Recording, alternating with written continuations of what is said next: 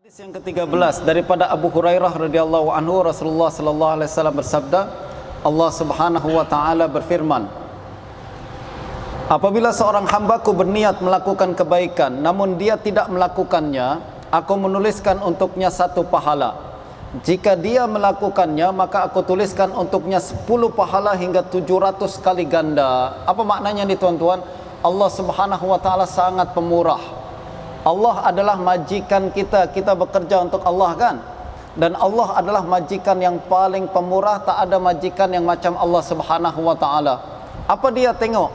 Apabila seorang hambaku berniat saja melakukan kebaikan, baru niat saja, Allah katakan aku menuliskan untuknya satu pahala.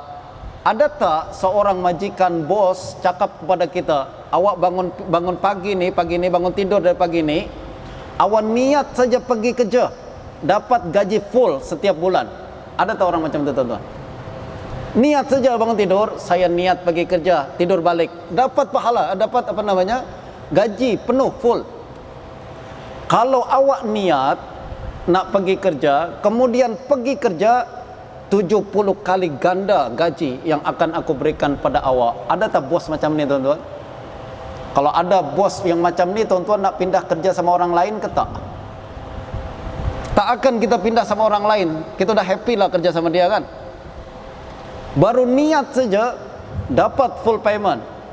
Kita buat niat dan kita buat dapat 10, bahkan mendapat hingga 700 kali ganda. Soalan kita adalah kenapa sampai 10 hingga 700 kali ganda? 10 minimal lah, cuma 10 saja. Tapi kenapa ada yang 10, ada yang 100, ada yang 700 kali ganda? Sebab tuan-tuan, amal kebaikan kadang berubah-ubah pahala dia mengikut tempat spesial dan masa spesial, dan juga keadaan hati kita yang spesial.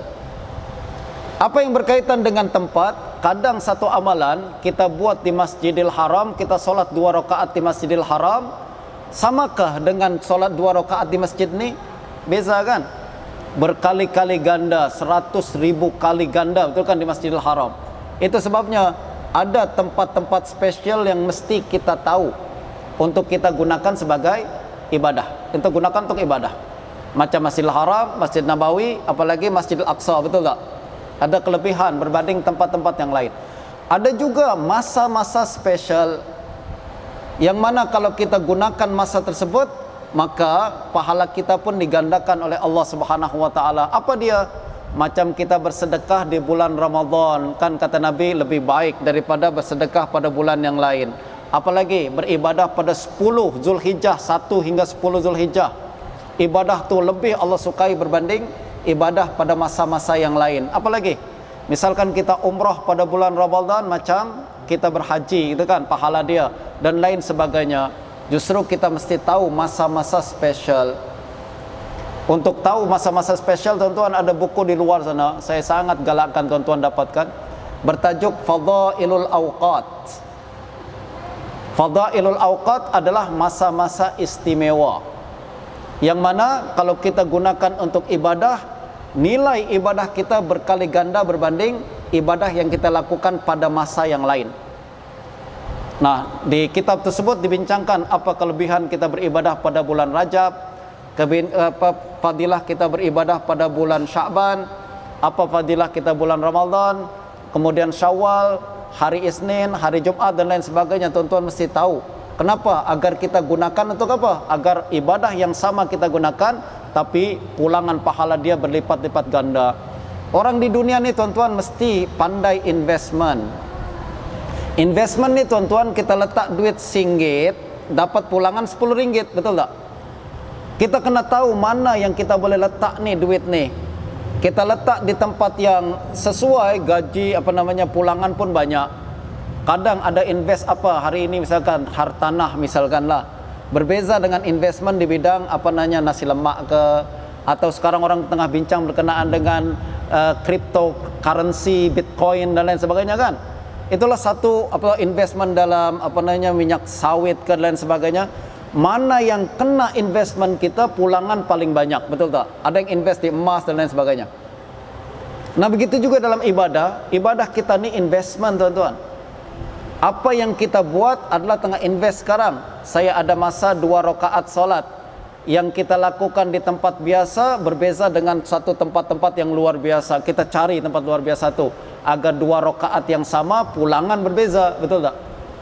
Atau saya tak mampu lah Ustaz pergi ke Masjidil Haram.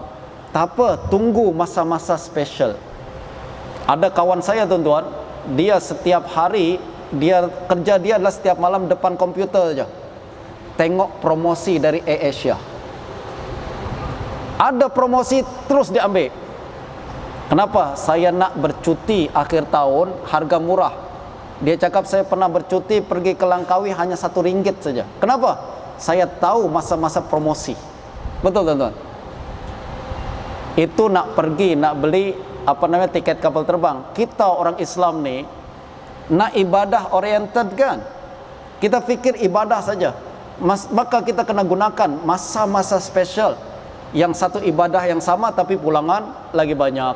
Itulah tuan-tuan dapatkan masa-masa tersebut. Kena tahu bila masa-masa yang prime time dan tengah promosi, kita buat satu ibadah tapi pulangan dia lagi banyak.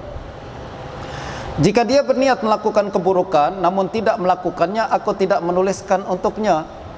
Jika dia melakukannya, maka aku menuliskan untuknya satu dosa sahaja. Kata Allah Subhanahu wa taala, itu tadi pahala. Sekarang dosa, kalau you niat dosa saja tak ditulis.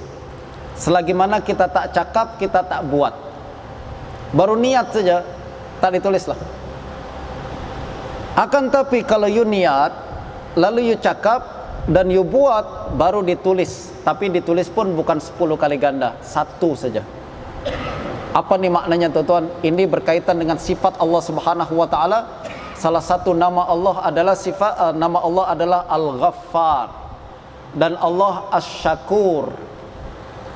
Ghafurun Syakur selalu beriringan nama Allah Subhanahu wa taala. Apa makna Ghafurun Syakur? Ghafur maknanya tuan-tuan adalah Allah Subhanahu wa taala suka menutupi keburukan. Allah suka menutupi keburukan. Tengok dosa, Allah tak tulis banyak-banyak sebab Allah tak suka dosa disebarkan, dikembangkan dan dibanyakkan. Akan tapi Allah Syakur. Syakur maknanya sangat berterima kasih. Ini bahasa kita lah. Bahasa orang kampung saya, dia cakap apresiatif tuan-tuan. Apresiatif apa makna dia? You buat sikit, I appreciate banyak. Itu namanya syakur. Itu sebabnya pahala kita sikit, ibadah kita sikit, tapi pahala dilipat gandakan oleh Allah. Ini sifat Allah Subhanahu wa taala tuan-tuan, Ghafurun Syakur. Ini juga yang menjadi sifat kaum mukminin. Itu kalau tengok keburukan, ignore. Sedapat mungkin tak payahlah tengok, tak payahlah sebar, tak payahlah cakap, betul kan? Tapi kalau tengok kebaikan, kita viralkan dia. Budak ni hebatlah, dia hafal Quran dalam usia 10 tahun, viralkan supaya ramai orang dapat inspirasi. Ada ramai orang yang meniru dia, betul tak? Kalau budak ni nakal sangat, tak payahlah kita viralkan, simpan je. Kita tutup aib dia, masyarakat pun tak tahu, tak apa, bagus. Apa yang berlaku di negeri di masyarakat kita adalah terbalik.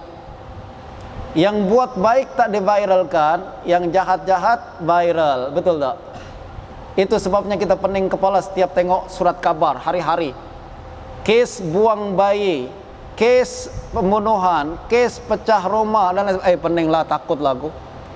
Sebab negatif selalu kita viralkan, betul tak? Kita bimbang sekarang nak jalan takut, nak pergi ke mana takut. Kenapa? Sebab keburukan selalu disebar-sebarkan, diviralkan. Ini yang sebenarnya semakin hari keburukan kita sebutkan, kita sebar-sebarkan, ramai orang yang ikut-ikutan tuan-tuan. Dulu budak-budak kita tak tahu nakal pun. Selepas dia tengok, oh ada berita perbuatannya, dia tiru tuan-tuan. Sebab banyak perkara-perkara negatif ni mudah untuk berjangkit, Ada satu kajian buat macam ni tuan-tuan, kalau ada masa satu buku, saya dulu suka baca buku ni. Tajuk dia The Tipping Point, tulis oleh Malcolm Gladwell, satu orang penulis sana. Dia bincang macam mana satu kes dalam kes sosial, jenayah sosial, dia boleh berjangkit kepada orang lain.